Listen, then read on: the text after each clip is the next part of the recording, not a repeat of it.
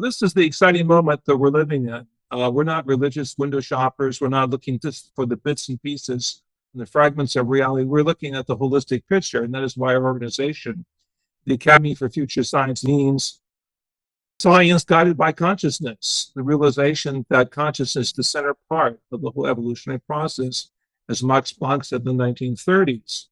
So Bohm and others like him were able to draw upon the work of the Einstein-Bolesky-Rosen model of realizing the cosmic potential is there, but we have to be a living part of it, and not just a reflective part. We have to be a progressive part of putting together our own map of where we go from here.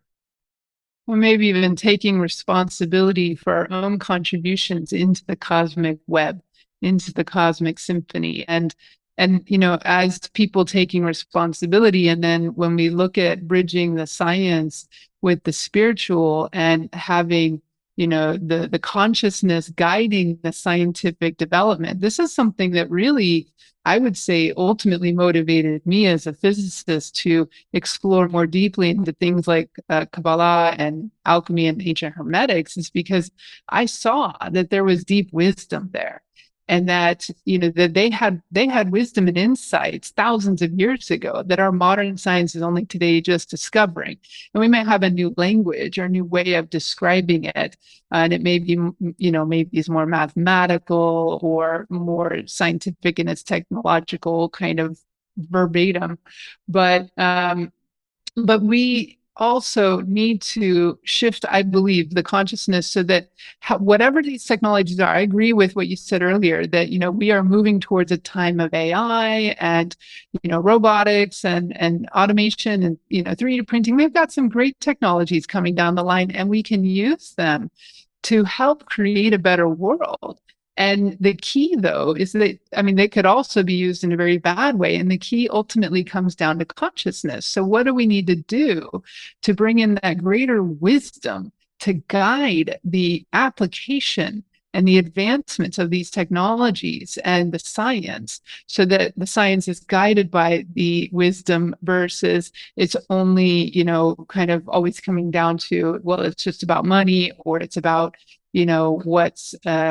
what helps us have greater control, or helps us have greater weapons, or what helps us to, just, reemphasize the fact that we're just physical beings.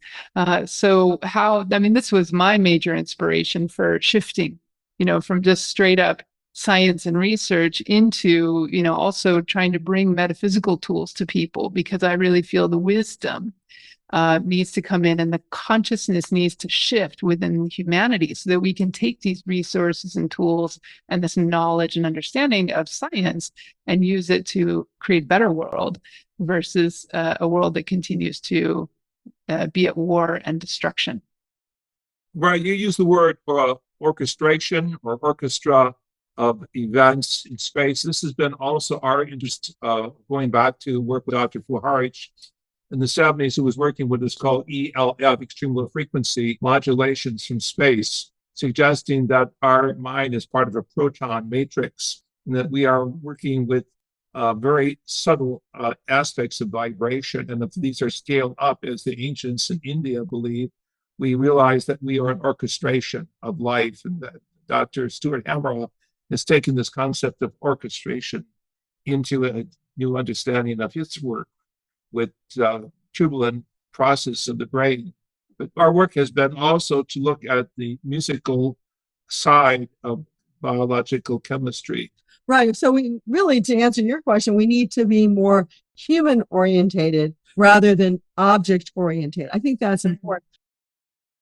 And I want to go back for 1 second. You mentioned about Kabbalah and how science relates to some of the, we'll say, ancient wisdom teachings. Trinity is a very powerful notion, both in Eastern, because you have the three, Brahma, Vishnu, Shiva, as well as the West, God, Holy Spirit, and the sonship principle. If you look at that coming into, and this goes back home as well, into science as we see it, basically there is the three everywhere. Hydrogen, the most abundant element in the universe, has actually three phases of itself. Water what's required for at least our life. And we're about 65 to 75% water, depending on age. H2O, count it, 3. There's ongoing scenarios of 3 in life, throughout the universe. So there's a mathematical, vibratory, harmonic, and hierarchy even with nature itself. Yeah, the tetrahedron is key. The ideas of pyramids, those, that's something that we've studied. It's all part of that basic notion of life. And that, I think, is the information pattern that Bohm was talking about, from the implicate order, which we consider part of, like, we'll say, the substratum of creation that makes everything what it is, to the explicate order, which is the manifestation of that implicate order. To the new science that we are an orchestration of wave and particle resonance. And that as we begin to come into a holistic awareness, we gravitate into a global tone, realizing that a small percentage of thinkers can actually change the vibratory matrix of how the human race works. This was the theory of the late astronaut Edgar Mitchell. If we can raise human consciousness 1 or 2%, we can reach critical mass that's tipped the paraphysical imbalance into one harmony. So that critical mass, and that critical mass is, 1%, 2%, 3%, but it's a small percentage of the collective of humanity. That when we can create that coherence of that collective, of that, small percentage of humanity, we can have an instantaneous up-leveling of the whole collective consciousness. People, of course, will always still have a choice, but it'll be a lot easier for them to up level or to raise their consciousness to that new level of awakening and awareness of our interconnectivity. And, I love how you mentioned the power of 3 and the Trinity. I actually have a whole episode on mystery teachings of the power of 3 and how it even comes in not only with the, the Kabbalah and, the tree of life, we also see it within physics, within particle physics, within the quantum realm, and how they always show up in these sets of 3, and it's pretty phenomenal. This conscious conversation was created, produced, and recorded by Dr. Theresa Bullard-Whyke in collaboration with Drs. JJ and Desiree Hurtak, and edited by Verse Content and HH Films and Photo. The theme music was created by Tim Mountain of Even Load Productions.